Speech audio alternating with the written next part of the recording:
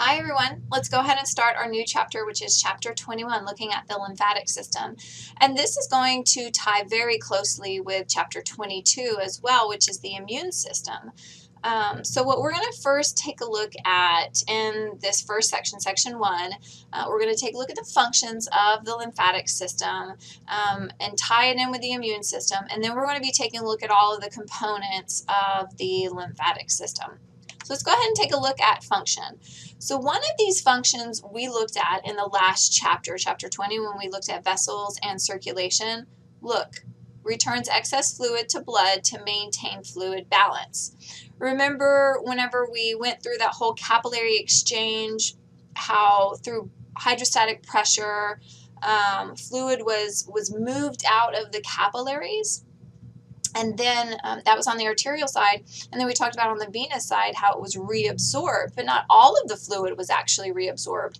15% we mentioned in the last chapter is going to go into the lymphatic system. And this is going to help maintain fluid balance. And that's another thing that we talked about in the last chapter, was how important it was to maintain fluid balance, making sure that blood volume stays the same, because that's going to, of course, affect blood pressure. So the lymphatic system is a huge part of that homeostasis with fluid balance. Another thing, another function of the lymphatic system is how it is going to give rise to all of the lymphocytes of the immune system. Also, how that's how they're going to be transported around. This is also where they're going to kind of hang out while they're waiting for an infection to occur. So that's what we're going to be taking a look at, is how the lymphatic system helps the immune system to defend the body against all these infectious pathogens. So let's go ahead and take a look at the different components of the lymphatic system. Nice little picture over here shows how you are going to have lymph vessels. Sometimes these are also called lymphatics. We'll go through the capillaries, we'll go through vessels, we'll go through trunks and ducts. But also there's going to be lymphatic tissue and organs, not lymphatic issues. We will talk about lymphatic issues, but it should be lymphatic tissues and organs there. And of course, the fluid that is going to be found inside of these lymphatics or lymph vessels is going to be lymph. So we'll look at the lymph here first, actually, what it's composed of and how it actually moves there, or moves into the lymphatics. So as you can see, it's like another highway that's going to be found inside of our body. The last one we talked about with the cardiovascular center, that's how we were able to transport a lot of substances around to the different body cells. But this kind of highway is going to be a little bit different. These are kind of like the back roads instead of the main highway. These are the back roads. Because the components, although there are some similarities as far as the components of lymph and blood, there's going to be big differences. So let's go ahead and take a look at the components. So again, this is how lymph is going to be formed. 15% is from the fluid that is forced out into the interstitial fluid, or I guess interstitial spaces, I guess I should say. And then that fluid that's found in the interstitial spaces is eventually going to make it into the lymphatic capillaries, and that's when it becomes lymph, as soon as it gets into the lymphatic capillaries. So if we take a look at the components, think about everything that we moved out of the capillaries, and everything that stayed behind in the blood. So we moved out a lot of water, also gas, oxygen. There was waste products coming from the body cells. Also solutes were moving out. Sometimes small proteins will move out as well, but think about what stayed in the bloodstream. Red blood cells stayed in the bloodstream, so that's why you're not going to have that as a component of lymph. Also, big huge, or not, I don't want to say big, huge, but larger proteins are going to stay inside of the blood capillaries. So that's why you're not going to find them in lymph as well. So it's mainly going to be water, dissolved solutes like ions, and small proteins. But of course, this is going to be where cellular debris is going to can sneak in. Pathogens are going to be found here, or metastasized cancer cells. There's other things like that that can be found in lymph as well. So that's going to be the components. It's very similar to plasma, but just some small differences. So because of the fact that there's no red blood cells, that's why lymph isn't going to be the color of blood as well. Lymph is going to be more of a straw color. So I don't know, straw color is going to be a very light yellow, I guess. A little bit like that. So let's go ahead and take a look at these lymphatic capillaries that the lymph is going to go inside of or move inside of. So looking at this picture right here, it's a really neat picture because it shows the arterioles. Here's a nice little capillary bed that we have, and then here's the venules. And it's showing how you have all of these lymphatic capillaries that are going to intermingle with the blood vessel capillaries. So they are, the lymphatic capillaries are going to be the smallest of all of those lymph vessels. Look, they're going to be closed off. They have a closed end, which is not like blood vessel capillaries. Because if you take a look, blood vessel capillaries are all going to, of course, be continuous. Not the case here with lymphatic capillaries. They're going to be closed. What else do we have? We have these things called anchoring filaments. You can kind of see them in here, those little purple structures. We'll talk about how those are going to go in and, of course, help secure the capillaries, these lymphatic capillaries, to the surroundings. Also, they're going to kind of help keep the vessel, not the vessels, they're capillaries at this point. They're going to keep the capillaries open even whenever pressure is really low. So we'll take a look at that later on. So really, lymphatic capillaries are found anywhere most capillaries are found. So obviously they're going to be absent in avascular tissue.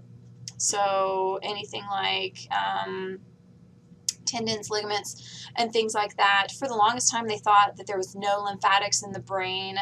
But now they found that there are lymphatics in the brain, which is really interesting. That was something that was discovered very recently.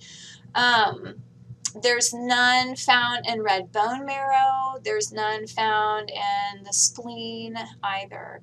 Take a look at the cells. Here's the endothelial cells right here, and you can see how they kind of overlap one another. So here's one, and here's the other. So they are going to kind of lay like this, one on top of the other. And we'll talk about how important that is to, they're going to kind of open up to get the fluid in, but then they can shut to keep the fluid in once it's in. So I guess it goes in and traps it that way. Also, take a look at the diameter and compare them to the blood capillaries. There's the blood capillaries. Look at the diameter of the lymphatic capillaries. They are going to be larger than the blood capillaries. So you do have some of these lymphatic capillaries that are specialized inside of the GI tract, and these are called lacteals. So we'll get into this when we get to the digestive system, and this is exactly where this picture came from, was from the digestive system chapter. So we'll talk about how these specialized lymphatic capillaries are going to be found inside of these structures called villi in the intestines, mainly the small intestines. We're going to talk about how important they are for absorption of lipids. So we'll get to this little structure later on. So don't forget about it because it will come back to you. All right, let's take a look at see how lymph is actually going to be made. What moves the lymph from out here in that interstitial fluid into these lymphatic capillaries? And again, I mean, yeah, I'm saying, hey, what moves the lymph? Remember, it's interstitial fluid, and then as soon as it's pushed into the lymphatic capillaries, it's going to be called lymph, technically. So if we want to get technical about things, that's what's happening there. It's hydrostatic pressure. So again, if we go in and draw that little picture of our capillary bed, I'm not going to draw all the little capillaries that come off of it. That's just a rough capillary drawing. And let me go in and put some lymphatics in there as well. Look how beautiful that lymphatic capillary is. Yeah, so let's draw some lymphatic capillaries. So let's take a look and see what happens. So remember that fluid is going to be pushed out here. That's through filtration. If everything is nice and lovely in this capillary bed, it's going to be pushed out through filtration. And when that happens, it actually increases the pressure outside in this interstitial space. And this increase in the hydrostatic pressure out here, remember it's at about 0, but whenever we push out fluid, that's increasing the volume out here, and it's actually going in slightly increasing the hydrostatic pressure. So what that does is that is going to allow the fluid to move into a place where there is lower pressure, which is going to be inside of that lymphatic capillary. So as soon as it pushes inside of that lymphatic capillary, again, the flaps are going to, so they're going to push open just a little bit, let that fluid in, and then they're going to close and trap that fluid inside, and that's whenever it's going to become lymph at that point. So the lymph is going to be transported. Once it gets inside those lymphatic capillaries, we're going to talk about how it moves through a series of vessels. It's kind of like when we followed blood, it moved through the elastic arteries and the muscular arteries, and then the arterioles into the capillary beds. We have the same kind of network here in the lymphatics. So let's draw it out. We have our heart. And you're thinking, well, why are we drawing the heart right there? Well, remember the way that we make lymph is through, of course, from that fluid that we push out of the blood. So we have to draw that. There is going to be our arterial system. There's the capillaries. Let's see if I can draw some down here. A little bit too big over there. And this is where capillary exchange is going to take place. We'll draw that in a second. And then, of course, there's it's going to empty into the venules. These aren't the best looking capillaries, but you guys can get the drift. Venules, eventually it goes back to the heart, right? So now let's look at what's going on down here. So again, we're going to move fluid out. Water, solutes, all of that good stuff is going to move out, and then of course through filtration it moves back in. But remember, 15% is going to go into these capillaries. So let's draw those capillaries. I'm going to kind of draw them. Again, they're closed-ended. So you have capillaries, lymphatic capillaries all dispersed throughout here. All right, perfect. So those are going to be the capillaries that, right here, lymphatic capillaries. And then these are actually all going to eventually join to form something called lymphatic vessels. You have a bunch of lymphatic vessels. We'll take a look at them here in a second. So from the lymphatic vessels, the lumen gets bigger. So let's go ahead and draw a little bit bigger of a lumen. That all of your vessels are going to eventually feed into something called lymphatic trunks. It's a little bit big though. And then eventually the trunks are going to empty into lymphatic ducts.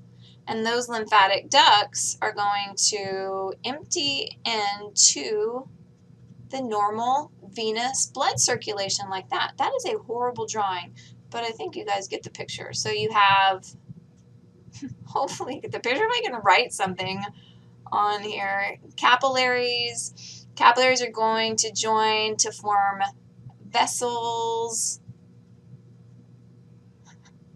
And then the vessels are going to join to form trunks. And then eventually all of those trunks are going to empty into two main ducts we'll take a look at. That's going to be the flow of our lymph. Not as beautiful as I wanted it to be, but I think it's pretty good. All right. Let's quickly take a look at metastasis. And really, metastasis is going to be where you have these cancerous cells that have broken off from a primary tumor, and they get into the circulation, and eventually they go to another place in the body and develop a secondary tumor. So they're these kind of wandering cancerous cells. So once they break from a primary tumor, they can be transported in the lymph, and that's usually how they get into eventually the blood circulation. Because again, if I go back to my bad drawing, this shows how if you do have something that's going to go into the lymphatic system, eventually it can end up into the blood circulation. One thing I forgot to draw in here that is going to get a lot worse, right, is going to be how we have these nodes that are going to be found along the pathway. So nodes are just going to be these, these round structures that we're going to get to. So usually the vessels are going to go through a node.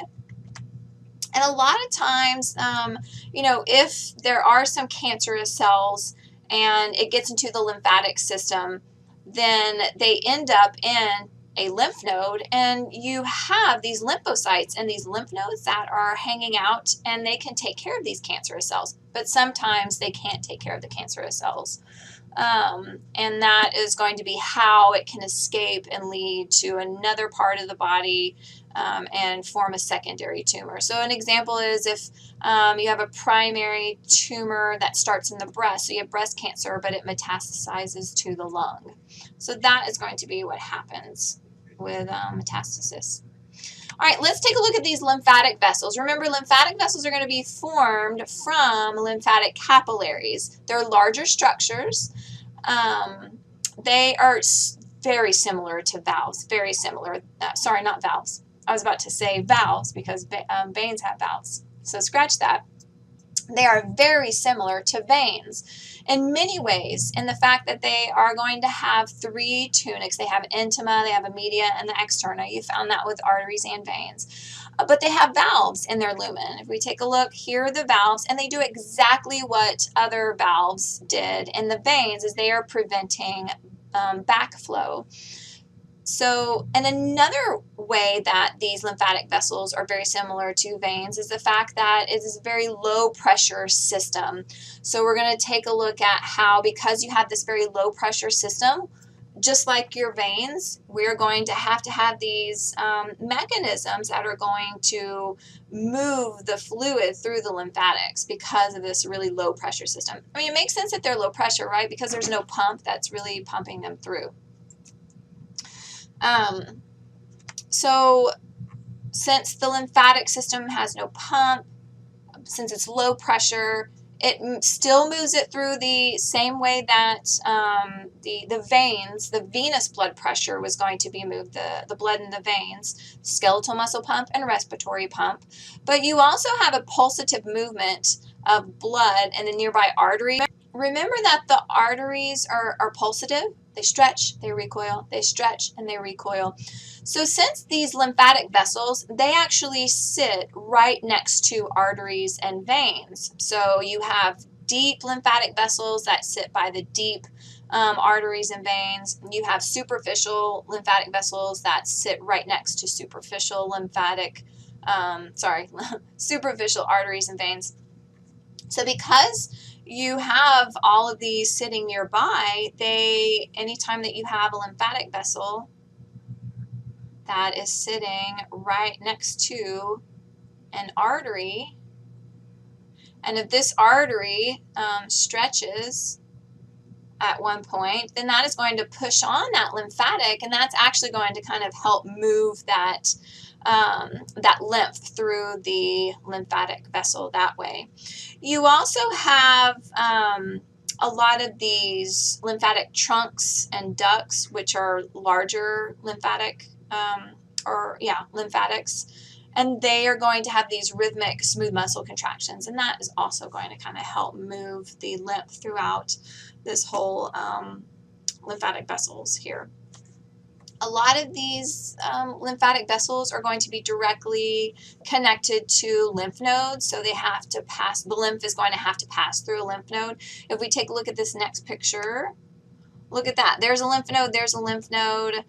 So they are going to go through all of those lymph nodes. So if we go back, let's go back to this other picture.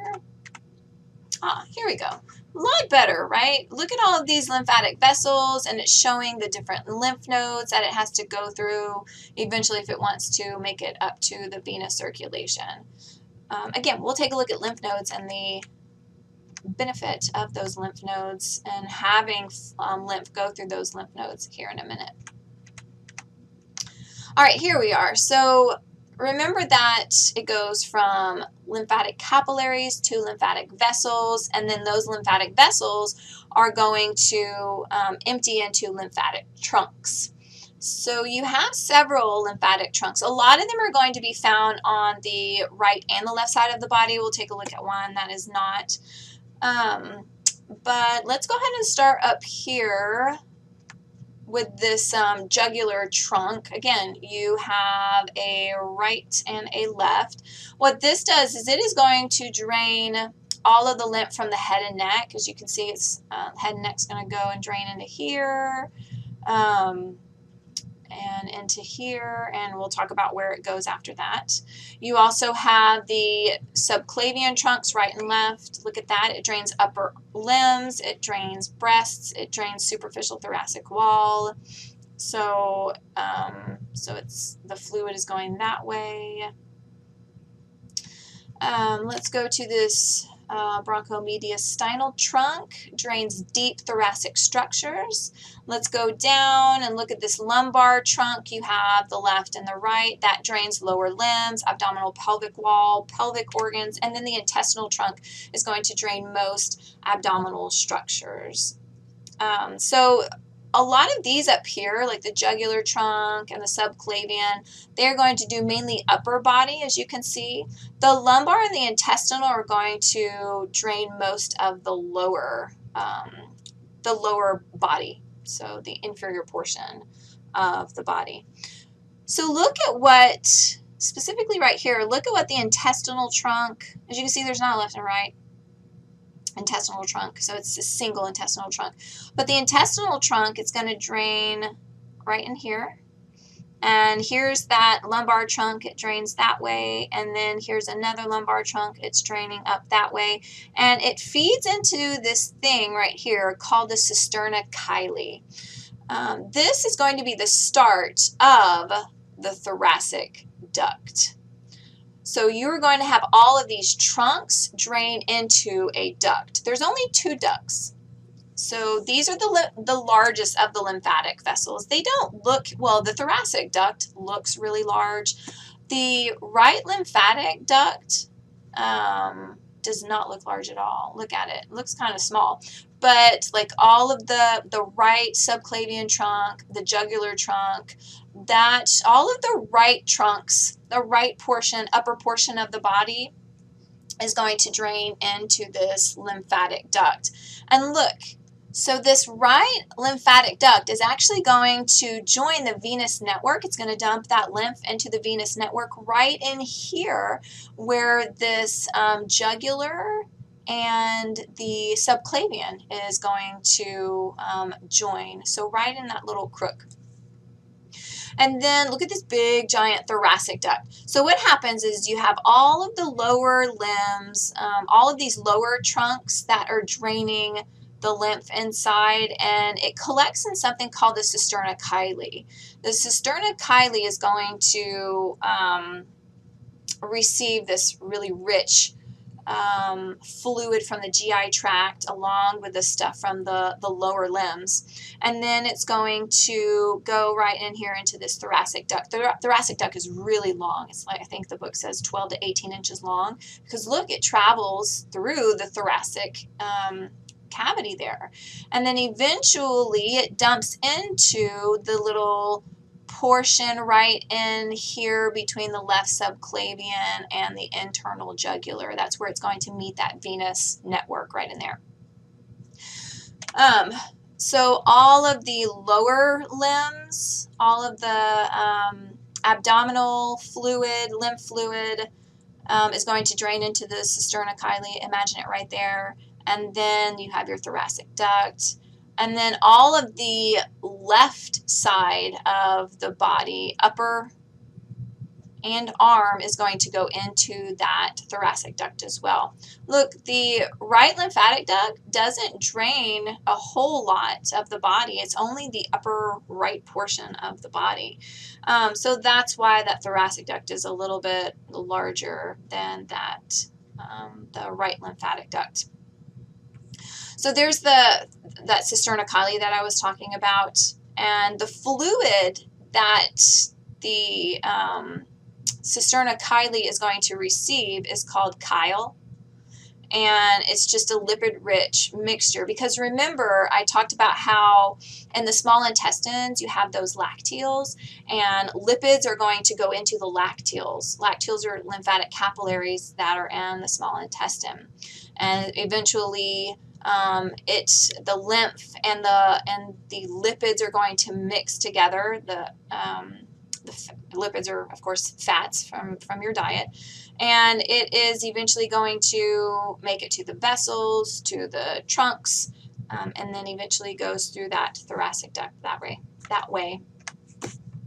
So let's take a look at some issues that individuals might have with lymph or lymphatic vessels, or this whole movement of lymph, and that is called lymphedema. So you might remember this term, edema, from the last chapter. It is basically when you have an accumulation of fluid in the tissues. When we looked at it in the circulatory chapter, we looked at it specifically because of the issues that were going on with the cardiovascular system. Say hypertension was causing more fluid to be pushed out, or something was going on with the heart and backing up the right atrium. Lymphedema is going to be where you have an issue with lymphatic drainage. So you still have an accumulation of interstitial fluid, but it's because something's going on with lymphatic movement and lymphatic drainage. There can be lots of different reasons why you might have an obstruction. You could have some kind of injury or infection or trauma to your lymphatic vessels. Tumors can cause it. Let's say that you recently had a tumor removed, but you also had some lymph nodes removed in that area as well. And because you kind of took away part of the drainage system, then that can also cause issues. So there's lots of different reasons that could cause issues with lymphatic drainage. What happens, again, you still have that swelling of tissues. It becomes very, very painful. But also it can cause issues if you have a cut or anything. Say that this individual has had a cut, it could cause problems with wound healing and contribute to an infection. Sometimes compression bandages help. If a woman has some cancer removed from her breast, a lot of times they'll go in and remove the lymph nodes in the axillary region as well. And so that can cause lymphedema in this arm. Again, what you're doing is you're going in, let me draw this out again. So if you have all these lymphatic vessels that are trying to drain eventually into the heart, but they have to go through nodes. It's not wanting me to draw that. If they have to go through nodes, if you take out part of the highway that it needs to go through, then it's going to get backed up because it can't go through. You're essentially kind of taking this part out and this part out, and there's no way for it to drain through because this was like a major, what if this was an intersection that they closed off? you wouldn't be able to, traffic is going to get backed up all back this way because you can't go through this intersection. Eventually what's going to happen is you're going to find a way to reroute around and get to the main road. And that's really what happens when an individual does have lymph nodes taken out. Eventually the body is going to make some new lymphatic vessels to reroute around this closure that's going to happen. So I digress. So compression garments, where I was going with that was sometimes the lymphedema will be in that arm where the lymph nodes were taken off, and they'll wear compression sleeves to help. Exercise can help, massage can help as well. So a very extreme case of lymphedema is called elephantiasis. This occurs more in Southeast Asia and Africa, and it's just from a parasitic worm, the filarial worm. So mosquitoes are actually vectors for these filarial worms. So anytime it can transmit these filarial worms, and what happens is the worms kind of lodge into the lymphatic system, and they will reproduce in the lymphatic system and grow in the lymphatic system. So they obviously are going to cause a blockage in the lymphatic system, and that is going to be what happens with elephantiasis because of these worms. They can get it from if you have a crack on your feet, and you can get infected by that type of worm that way. But you should really look up a video that shows the removal of a filarial worm. Now, if you can't stomach things like that, then do not look it up. But if you're one of those interesting people like I am that are really interested in those kinds of things, on how they can go in and remove the filarial worms from individuals, especially like looking at their feet or something like that, then you should definitely look it up. But I have warned you that it's not for the weak of stomach at all. So the next section that we're going to be taking a look at is looking over lymphatic tissues and organs. So until next time.